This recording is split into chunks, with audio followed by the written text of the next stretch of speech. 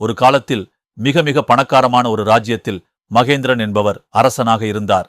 அவர் ராஜ்யத்தில் தங்கம், வைரம், சொத்து எல்லாம் மிகுந்தது. யாரும் ஏழையாக வாழ வேண்டாம் என்று வாக்குறுதி அளித்தார்.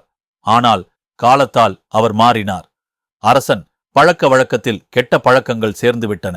அவர் போக்குவரத்து, வேட்டையாடல், விளையாட்டுப் போட்டிகள் என பணத்தை வீணாகச் செலவழிக்கத் தொடங்கினார். யாருடைய அறிவுரையையும் கேட்காமல் அதிகாரம் கையில் இருக்கிறதே என்று எண்ணி செல்வத்தை மிகையாக கொடுத்தார்.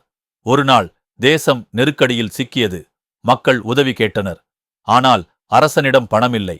கட்டடங்கள் விற்றும் நகைகள் அடமானிட்டும் கூட அரசாங்க செலவுகள் சமாளிக்க முடியவில்லை. இறுதியில் மக்களும் அமைச்சர்களும் அவரை பதவியிலிருந்து அகற்றிவிட்டனர். மகேந்திரன் ஒரு சின்ன குடிசையில் ஏழையாக வாழும் நிலைக்கு வந்தார். கதையின் நெறிமுறை: செல்வம் இருப்பது முக்கியமல்ல, அதனை எப்படி பராமரிக்கிறோம் என்பதே முக்கியம். அதிகாரத்தில் இருந்தாலும் பெருமை காட்டாமல் பணத்தை பயனுள்ள வழியில் செலவழிக்க வேண்டும்.